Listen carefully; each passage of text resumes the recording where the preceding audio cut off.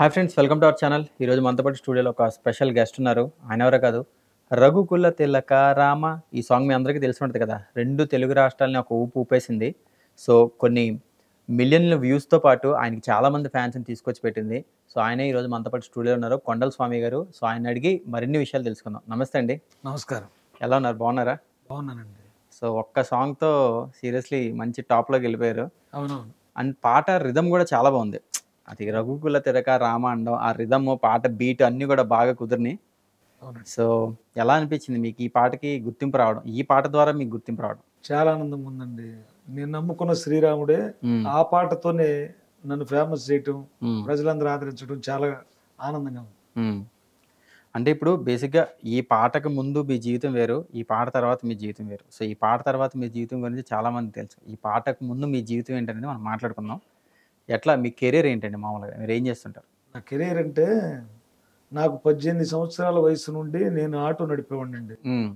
కొన్నాళ్ళు ఆటో నడిపాను, పాసింజర్లు తోలే.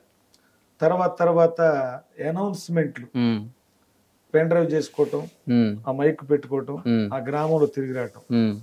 నాకు 2 ఆటోలు ఉన్నాయి. ఒకటి మా బాబు మణికంఠ, 2 నేను. ఇద్దరం కలిసి ఆటో తోలుతా ఉంటాం, ఆ అనౌన్స్మెంట్కి వెళ్ళి వస్తూ ఉంటాం. అట్లా స్టార్ట్ అయింది నా జీవితం. అయితే తర్వాత నా వివాహానికి ముందే 18 సంవత్సరాల వయసు ఉన్నప్పుడు అప్పుడే అయ్యప్ప స్వామి మాలలు స్టార్ట్ అవుతున్నాయి. అప్పుడు ఆ నల్లబట్టలు వేసుకున్న వాళ్ళని చూసిన తర్వాత ఇదేమిటని అడిగితే ఇది శబరిమల అయ్యప్ప స్వామి దీక్ష అని చెప్పారు. మరి ఆ టైంలోనే మా ఫ్యామిలీ పూర్ ఫ్యామిలీ, అప్పుడు దీక్షలు కూడా చాలా కఠినంగా ఉండే.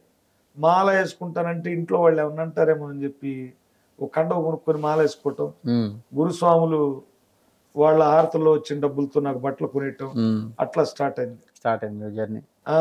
అంతకుముందు నేను చదువుకునేటప్పటి నుంచి కూడా స్కూల్లో సినిమా పాటలు పాడేవాడిని. మా ఖాళీ పీరియడ్లో టీచర్లు పాడిచ్చేవాడు. తర్వాత ఈ మాల వేసుకున్న తర్వాత భగవంతుడు పాట పాడాలనే కోరికతో పాడదామని చాలా ట్రై చేశాను మాలలో. అప్పుడు ఆ గురుస్వాములు పాడుతూ ఉండేవాళ్ళు.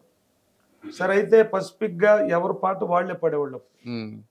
అట్లా ఒక గురుస్వామి భజనకి రావటం లేట్ అవటం వల్ల ఓ పాట అక్కడ ఆల్ఫాబెటికల్ ఆర్డర్ లాగా పాడాలి. ఆ పాట పాడటానికి ఎవరు లేకపోయేసరికి నేను పాడతానన్నాను, పాడమన్నారు. ఆ మొదటి పాట అయ్యప్ప స్వామి మీద పాడాను, అందరు కూడా బాగుందన్నారు. అక్కడి నుంచి నా పాటల ప్రస్థానం అప్పుడు తాళాల మీద, డోలక్కుల మీద, తబలాల మీద మొదలైంది. సో ప్రతి సంవత్సరం మాలేసుకోవడం, పాటలు పాడడం, అట్లా అప్పటి నుంచి ఇప్పటి వరకు కంటిన్యూషన్ గా 36 సంవత్సరాల నుండి అయ్యప్ప దీక్ష తీసుకుంటానే ఉన్నాను. మరి ఈ పాట ఎప్పుడు పాడారు? ఈ పాటకి ఇంత గుర్తింపు వస్తుందని అప్పుడు అనుకున్నారా? నేను అనుకోలేదండి. ఈ పాట పాడి 2 సంవత్సరాలు దాటిపోయింది. 2 సంవత్సరాల క్రితం శ్రీరామనవమి ముందు రోజు చేయించాము. ఇది రీసెంట్ గా మూడో శ్రీరామనవమి అయిపోయింది, 2 సంవత్సరాలు పూర్తయి. సరే, ఆ రోజున ఈ రఘుకుల తిలక చేద్దామన్న ఆలోచన అయితే నాకైతే లేదు. ఎందుకంటే మనం పాట చేయించేంత స్థితి మా దగ్గర లేదు. అయితే మా బాబు మణికంఠ మాత్రం, నాతో పాడే వాళ్ళందరూ MP3 సాంగ్స్ ఉన్నాయి. నాన్నగారు కూడా బాగా పాడతాడు, అతనికి కూడా MP3 సాంగ్స్ ఉండాలనే ఉద్దేశంతో చేయించారు. బాపట్ల పక్కన, మాది కర్లపాలెం పక్కన బాపట్లో పవన్ శ్రీ పసుపులేట్ అని మ్యూజిక్ కంపోజ్ చేస్తూ ఉంటాడు. అతని దగ్గరికి వెళ్ళి ఒక అయ్యప్ప స్వామి పాట చేయాలి మా నాన్నగారికి అని చెప్పాడు. అతని పనుల వల్ల 3 నెలల దాకా కుదరలేదు. అప్పటికి దీక్షలు అయిపోయిన తర్వాత ఒకరోజు వెళ్ళి నాన్నగారికి, నాకు శ్రీరాముడు అంటే బాగా ఇష్టం అండి మొదటి నుంచి కూడా.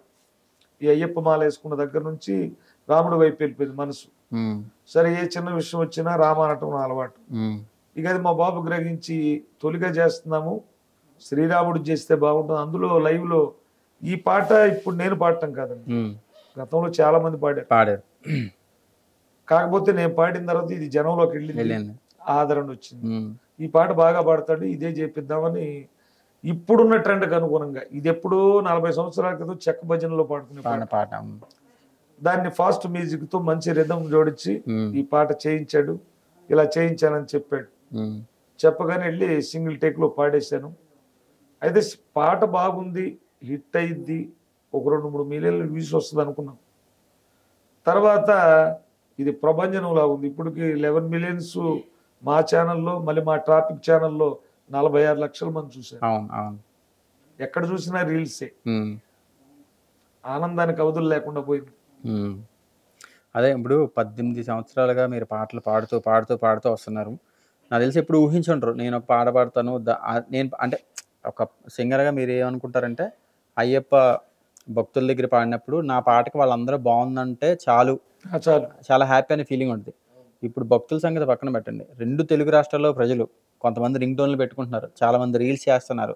ఇంకా చెప్పాలంటే రీసెంట్‌గా 'కార్తీ' గారు కూడా దీని మీద డాన్స్ చేశారు ఈ పాటకి. అంటే ఇంత వైడ్ రేంజ్ ఎక్స్‌పోజర్ వచ్చినప్పుడు ఎలా ఫీల్ అవుతున్నారు? చాలా ఆనందంగా ఉందండి. హ్మ్. ఎందుకంటే మనం ఇంతకుముందు పల్లెటూరు నుంచి వచ్చాము. హ్మ్. అయితే చాలా పాటలు పాడారు 'హక్కుల తిలక' తర్వాత. హ్మ్.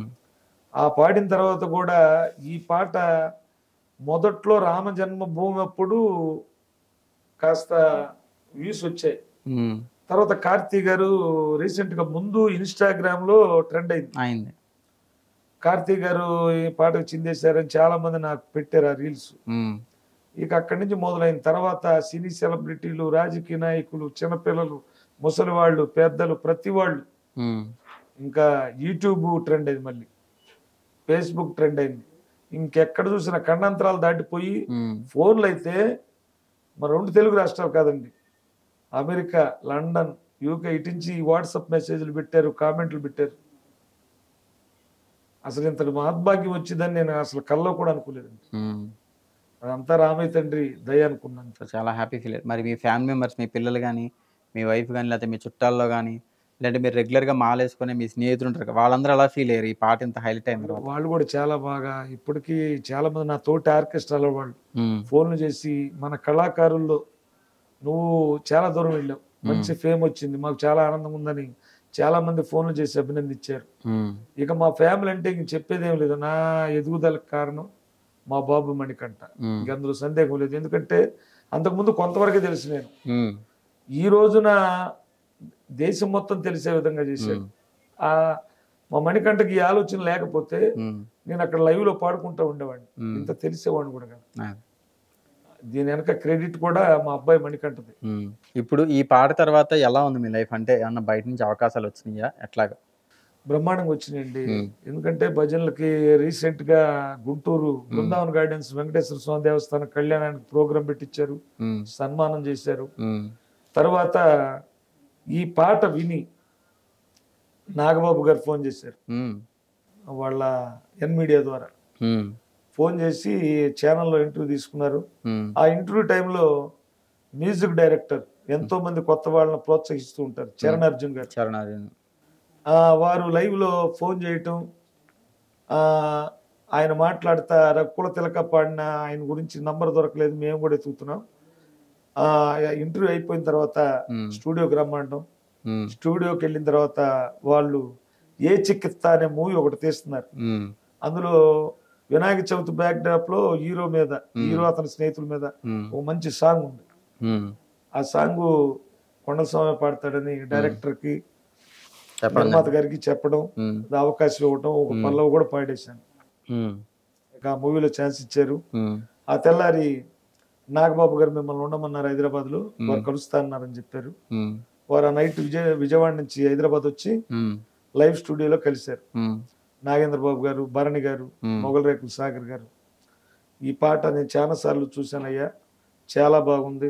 మీలాంటి పల్లెటూరు నుంచి వచ్చినటువంటి వాళ్ళని కళాకారులు ప్రోత్సహించాలి. మీకెప్పుడు మంచి భవిష్యత్తు ఉంటదని ఆయన అభినందిస్తూ ఒక రూ.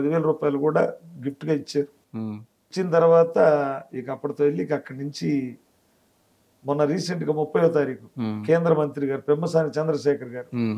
వారి నివాసం మంగళగిరి పిలిపించుకొని హ్మ్. జేబేరి క్యాపిటల్స్‌లో సన్మానం చేశారు. ఓహ్! సూపర్. ఇట్లా చాలా మంది చేస్తా ఉన్నారు. హ్మ్. అదే తమిళ్ సినిమా దగ్గర నుంచి కూడా ఏదో ఆఫర్ వచ్చిందని విన్నాం. అంతవరకు. అవునండి. అది హ్మ్. ఏమైందంటే మన వెట్రిమారన్ గారు హ్మ్. వాళ్ళ అల్లుడు సినిమా తీస్తున్నాడట. హ్మ్. మాకు డైరెక్టర్ ఇదే హైదరాబాద్ నుంచి కాల్ చేశారు. హుహు. వారు మీకు చేయమన్నారండి. ఈ 'రఘుకుల తిలక' 2 భాషల్లో హ్మ్. తీస్తున్నారు. హ్మ్. అది రామేశ్వరం బ్యాక్‌డ్రాప్‌లో హ్మ్. శివుడి దగ్గర జరిగేటువంటి కార్యక్రమం. దీన్ని లిరిక్స్ మార్చి హ్మ్. శివుడి మీద చెయ్యాలి. హ్మ్. మీరు హైదరాబాద్ వస్తే ఆ పాట అగ్రీమెంట్ చేసుకుంటాం అన్నారు. హ్మ్. ఇక తర్వాత మేము రీసెంట్‌గా ఇల్లు కట్టుకుంటున్నాం. హ్మ్. ఇక దాని మీద కుదరలేదు. మేము రాలే. హుహు. ఓకే. తర్వాత కొండల స్వామి గారు ఫ్యూచర్‌లో ఇంకేం చేయాలనుకుంటున్నారు పాటలు పాడడంతో పాటు? ఇంక పాటలు అంటే ఇంకేమో నా జీవితమే పాటల ప్రయాణం అండి. నాకుండేది నాకుంది. ఏదన్నా అవకాశాలు సినిమాల్లో వస్తే ఏ జానర్లోనైనా నేను పాట నా వాయిస్ సెట్ అయితే అది వినియోగించుకుంటాను. ఇక తర్వాత ఈ పాటలు అంటారా ఇంతకన్నా మంచి పాటలు. ఎందుకంటే రఘుకుల తిలక రాకముందు కొండల స్వామి వేరు, అదే మా వరకే తెలుసు. ఈ రోజున చాలా మంది అభిమానులు ఉన్నారు, ఎంతో మంది ప్రేక్షకులు చూస్తున్నారు. దీనంత కాకపోయినా దీనికి ఈక్వల్గా ఉండే విధంగా ప్లాన్ చేసుకుంటున్నా. ఈసారి వచ్చే పాటలు కూడా తప్పనిసరిగా జనం అందరినీ ఇంకా బాగా అలరిస్తాయని నేను అనుకుంటున్నాను. మా ప్రేక్షకుల కోసం సాంగ్ ఒకసారి పాడండి. రఘుకుల తిలకారారా నిన్నెత్తి ముద్దులాడెదరా, కోసల రామారారా కౌసల్య రామారారా, నుదుటిన్న కస్తూరి తిలకం చిరునవ్వులు చిందే అదరం, మల్లెలు మాలలు గట్టి నీ మెడలో వేసెదరారా, రఘుకుల తిలకారారా నిన్నెత్తి ముద్దులాడెదరా, కోసల రామారారా కౌసల్య రామారారా, వెండి గిన్నెలో పాలు అవి నీకై ఉంచితిరారా, అల్లరి చేయగమాని నువ్వారగించగారారా, రఘుకుల తిలకారారా నిన్నెత్తి ముద్దులాడెదరా, కోసల రామారారా కౌసల్య రామారారా, బుగ్గన చుక్క పెట్టి నీ కనులకు కాటుక పెట్టి నా మనసును మాలగజేసి నీ మెడలో వేసెదరారా, రఘుకుల తిలకారారా నిన్నెత్తి ముద్దులాడెదరా, కోసల రామారారా కౌసల్య రామారారా. సూపర్ అండి. అంటే నేను బాగా పాడారని చెప్పనవసరం లేదు, తెలుగు రాష్ట్రాల ప్రజలు చెప్తున్నాను మీరు బాగా పాడారని. మీరు ఇంకా మంచి మంచి సాంగ్స్ పాడాలి, ఇంకా జనాల్లోకి బాగా వెళ్ళాలి. మీరు అనుకుంటున్నట్టు మీరు పాడగలిగే ఏ పాట అయినా మీకు మంచి అవకాశాలు రావాలని హార్ట్ఫుల్గా మా జై స్వరాజ్ అండ్ జేఎస్డబ్ల్యూ టీవీ తరఫు నుంచి కోరుకుంటున్నాను. నమస్కారం. నమస్కారం.